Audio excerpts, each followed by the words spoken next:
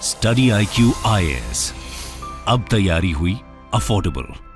नमस्कार दोस्तों जैसा कि आपको याद होगा 2-3 महीने पहले जम्मू और कश्मीर से खबर आई थी कि वहां का जो रियासी डिस्ट्रिक्ट है वहां पर 5.9 मिलियन टन्स का लिथियम रिजर्व फाउंड हुआ है, जिसको लेकर काफी चर्चा हुआ था। But let me tell you, पिछले 1-2 दिन से यहां पर लगातार खबर आ रही है राजस्थान से। अलग अलग मीडिया हाउस में आप देखोगे तो बताया जा रहा है कि लिथियम रिजर्व राजस्थान में इतना मिला है जो कि जम्मू और कश्मीर से भी ज्यादा है, जिसकी वजह से भारत के पास एक बड़ा अपॉर्चुनिटी है कि हम सेल्फ सफिशिएंट तो बन ही सकते हैं, इसके साथ साथ अगर हमें एक्सपोर्ट करना है तो वो भी अब कर पाएंगे। तो इसके बारे में हम डिटेल से जानेंगे कि एग्जैक्टली हुआ क्या है। और मैं आपको बता दूं, राजस्थान में जहां पर ये लिथियम रिजर्व फाउंड हुआ है वो भी अपने आप में काफी ऐतिहासिक है। कहने का मतलब कि ब्रिटिशर्स टाइम से वहां पर कुछ और चीजें फाउंड होती थी जिसका कई चीजों में प्रयोग किया गया। वो सारी चीजें मैं आपको बताने वाला हूं इस वीडियो में। चलिए आगे बढ़ते हैं, लेकिन उससे पहले ध्यान रखिएगा, अगर आप यूपीएससी 2024 की प्रिपरेशन कर रहे हैं तो हमारा ये वाला जो बैच है दोस्तों, इसको आप ज्वाइन कर सकते हो, जिसके अंदर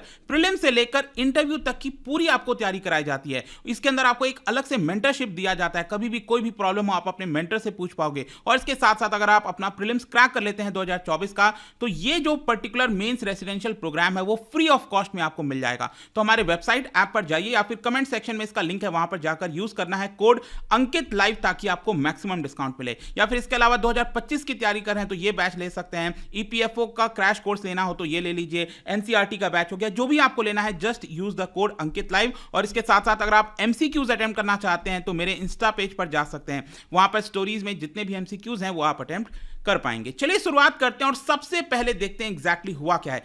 जैसा कि आप देख पाओगे ये राजस्थान का मैप है और राजस्थान के मैप में यहां पर जो डिस्ट्रिक्ट की मैं बात कर रहा हूं वो है नागौर डिस्ट्रिक्ट। और नागौर डिस्ट्रिक्ट में बताया जाता है कि यहां पर ये जगह आप देख पाओगे राइट साइड में, ये है आपका डेगाना।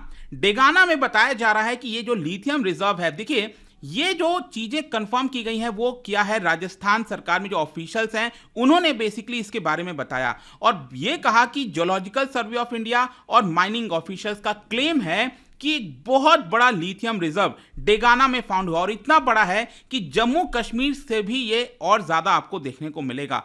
एंड सोच के देखिए, देखो एग्जैक्ट नंबर अभी नहीं बताया जा रहा है, ये आगे चलकर हो सकता है पता लगे जब इसमें और पता लगाया जाएगा। लेकिन आप ये समझिए कि भारत का जो टोटल डिमांड है उसका लगभग 80% अकेले राजस्थान के डेगाना से ये फुलफिल किया जा सकता है। इतना सारा रिजर्व ये पाया गया है। टिल नाउ अगर आप देखोगे तो भारत काफी हद तक चाइना के ऊपर डिपेंडेंट है लिथियम के मामले में, बट कहीं ना कहीं चाइना की मोनोपोली अब इसके माध्यम से टूट सकती है, क्योंकि जिस तरीके से भारत में पिछले कुछ समय से, चाहे जम्मू कश्मीर की बात करिए, फिर यहां पर जैसे कर्नाटक में भी बात किया गया था कि वहां पर भी कुछ चीजें फाउंड हुई हैं, ऑल्दो उतना भी पुख्ता नहीं है, लेकिन अब राजस्थान से ये जो बड़ी खबर है वो बहुत इंपॉर्टेंट हो जाती है। अब मैं आपको बता दूं कि डेगाना डिस्ट्रिक्ट में जहां पर ये फाउंड हुआ है, वो जो हिल है जहां पर इसकी चर्चा हो रही है, वहां पर एक हिल है जिसका नाम है रेनवात हिल। ठीक है, रेनवात हिल में ये फाउंड हुआ है, उसके सराउंडिंग एरियाज में फाउंड हुआ है। लेकिन सबसे इंपॉर्टेंट तो ये है कि ये जो हिल है ना, रेनवात हिल, ये बेसिकली हमारे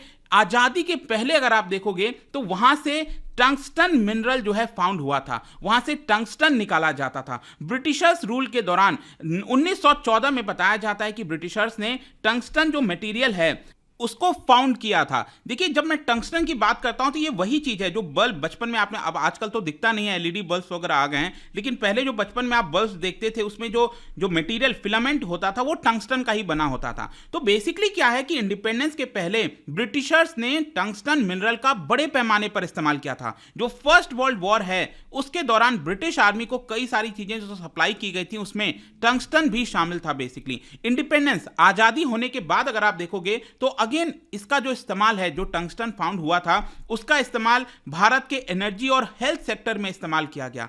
फिर इसके अलावा मैं आपको बता दूं लगभग 1500 के आसपास जो लोग हैं वो यहां पर काम किया करते थे। जो रेनवात हिल है 1992-93 में आप देखिए क्या होता है, चीजें टर्न अराउंड हो जाती हैं। चाइना चीप एक्सपोर्ट पॉलिसी अपनाता है जिसकी वजह से बहुत सस्ता दाम पर टंगस्टन को पूरे दुनिया में सप्लाई करने की कोशिश करता है चाइना, और वो भारत में भी आता है। और जब भारत में इतना सस्ता टंगस्टन आया, इसकी वजह से जो रेनवात हिल से टंगस्टन आता था, क्योंकि वो महंगा होता था, इसकी वजह से हम कंपीट नहीं कर पाए। और धीरे धीरे क्या हुआ, वहां पर जिस तरह से चहल पहल होता था रेनवात हिल, मैं बता दूं वहां पर जो ऑफिसर्स के घर थे, गार्डन्स थे, स्कूल्स थे, बहुत सारी चीजें थी, लेकिन धीरे धीरे क्या हुआ कि वो बंजर होता गया, धीरे धीरे वो चीजें खत्म होती गई। और आज के डेट में बताया जा रहा है क्योंकि लिथियम जो है वापस से वहां पर फाउंड हुआ है, तो हो सकता है वापस से चीजें जो हैं वो आपको टर्न अराउंड देखने को मिलेंगी और वापस से जो काम है वहां पर स्टार्ट हो सकता है। अब देखिए, जब हम लिथियम की बात करते हैं तो इतना ज्यादा लिथियम की चर्चा क्यों होती है, मैं आपको बता दूं, ये एक नॉन फेरस मेटल है। ध्यान रखना है आपको, ये एक मेटल है which is use to make everything almost, मतलब आपके घर में मोबाइल, लैपटॉप, इलेक्ट्रिक व्हीकल, कोई भी चार्जेबल बैटरीज कुछ भी हो, उसमें आपको लिथियम का यूज देखने को मिलेगा। ये बहुत सॉफ्ट होता है और लाइट होता है। कहने का मतलब इतना सॉफ्ट होता है कि आप एक चाकू से, नाइफ से, वेजिटेबल नाइफ से आप उसको काट सकते हो, और इतना लाइट होता है कि अगर आप उसको पानी में रखोगे तो वो तैरने लग जाएगा। इसके अंदर केमिकल एनर्जी होता है और उसी केमिकल एनर्जी को हम बेसिकली इलेक्ट्रिकल एनर्जी में कन्वर्ट करके उसका इस्तेमाल करते हैं। तो ये लिथियम इंपॉर्टेंट हो जाता है। आज के डेट में आप देखिए तो भारत कंप्लीटली डिपेंडेंट है। हम जो भी लिथियम का इस्तेमाल करते हैं वो हम बाहर से मंगाते हैं। लिथियम आज के डेट में, जैसा मैं आपको बोला कि चाहे इलेक्ट्रॉनिक आइटम हो, बैटरी पावर्ड गैजेट्स हो, हर चीज में देखने को मिलता है, और इसी की वजह से विश्व भर में इसकी बहुत डिमांड है। और डिमांड होने की वजह से हम इसको व्हाइट गोल्ड के नाम से जानते हैं। मैं आपको इसकी वैल्यू बताता हूं। 1 टन लिथियम का जो वैल्यू है ना, लगभग 57 लाख आपको देखने को मिलेगा। इसी से आप समझ पाओगे। देखिए, इसका ट्रांसफॉर्मेशन हो रहा है पूरे दुनिया के अंदर। मतलब जिस तरह से पूरी दुनिया फ्यूल एनर्जी से, मतलब जो क्रूड ऑयल वगैरह हो गया, उससे छोड़कर ग्रीन एनर्जी की तरफ जा रही है, तो इसमें जो लिथियम है उसका बहुत इंपॉर्टेंट रोल है। क्योंकि अगर हम ग्रीन एनर्जी हमें लेना है, चाहे विंड टर्बाइंस की बात करें, सोलर पैनल्स की बात करें, इलेक्ट्रिक व्हीकल्स की बात, जो भी है ना, उसमें इसका भी इस्तेमाल होता है, लिथियम का इस्तेमाल होता है। वर्ल्ड बैंक की रिपोर्ट कहती है कि 2050 आते आते लिथियम की डिमांड 500% हो जाएगी, बढ़ जाएगी 500%। और इसी की वजह से राजस्थान में ये जो लिथियम फाउंड हुआ है, वो सिर्फ राजस्थान के लिए नहीं, बट पूरे भारत की इकोनॉमी के लिए, अर्थव्यवस्था के लिए बहुत ज्यादा जरूरी है। मैं आपको बता दूं, दुनिया में सबसे ज्यादा लिथियम रिजर्व वो आपको मिलेगा 21 मिलियन टन्स का। ये होगा आपको बोलीविया में, मतलब कि ये साउथ अमेरिकन कंट्री आप देख रहे हो, यहां पर छोटा सा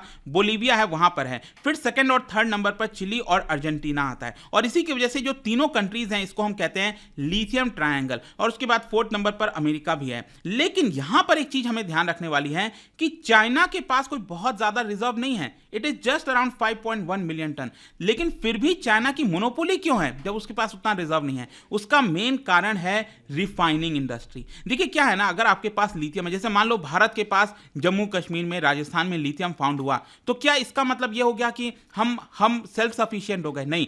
जरूरत क्या है? जरूरत है कि हमारे पास उसकी प्रोसेसिंग यूनिट होनी चाहिए। मतलब जो रॉ मटेरियल हमें मिला है, उसको जब तक आप प्रोसेस नहीं करोगे तो आप उसको यूज कैसे कर पाओगे?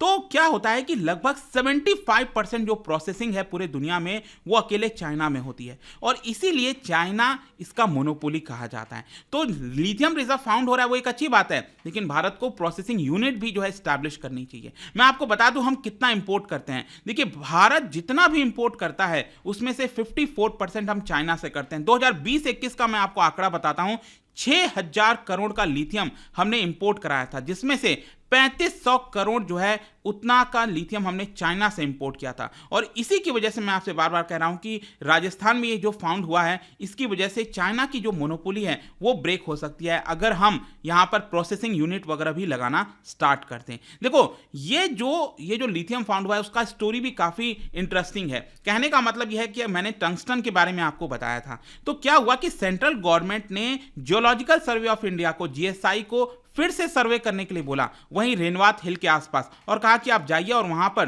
टंगस्टन मिनरल्स का फिर से सर्वे करिए कि क्या वहां पर अवेलेबल है, नहीं है, ताकि हम उसको निकाल सकें। तो जब वहां पर टीम गई तो उन्होंने टंगस्टन तो फाउंड किया ही किया, लेकिन इसके साथ साथ 4 और मिनरल्स भी किए, जिसमें आपको लिथियम मैंने यहां पर बताया। ये सारी चीजें जो यूनियन मिनिस्टर ऑफ माइंस हैं प्रहलाद जोशी जी, उन्होंने इसके बारे में बेसिकली बताया है। और इसके साथ साथ मैं आपको यह भी बता दूं कि काफी चर्चा हो रही है कि क्या हमें भारत भारत के और हिस्से में स्पेसिफिकली लिथियम का सर्वे करना चाहिए कि नहीं, क्योंकि हुआ क्या, चाहे आप जम्मू कश्मीर की बात करिए, चाहे आप राजस्थान की बात करिए, यहां पर कभी भी कोई सर्वे लिथियम को लेकर नहीं किया गया था। वो तो अचानक से हमें मिल गया, तब हमें यहां पर पता चल रहा है। ठीक है, तो ये जरूरी हो जाता है कि हो सकता है आगे आने वाले समय में भारत में और भी कई जगह इसका सर्वे हो और स्पेसिफिकली हमें लिथियम मिल जाए। और स्पेशली बताया जा रहा है कि राजस्थान में अगर आप देखोगे तो बाड़मेर हो गया, जैसलमेर के अंदर, वहां बाड़मेर, जैसलमेर, ये जितने भी डिस्ट्रिक्ट है वहां पर लिथियम डिपॉजिट्स में भी हो सकता है फाउंड हो। लेकिन जरूरी है कि क्या हम उसका एक्सप्लोरेशन कर रहे हैं कि नहीं कर रहे हैं।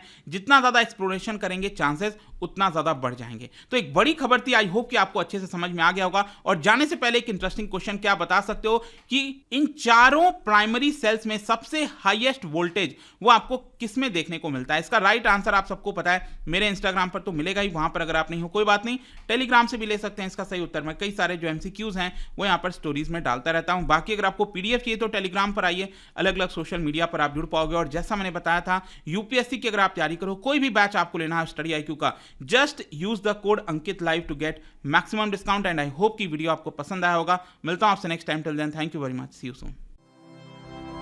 स्टडी IQ IAS, अब तैयारी हुई अफोर्डेबल।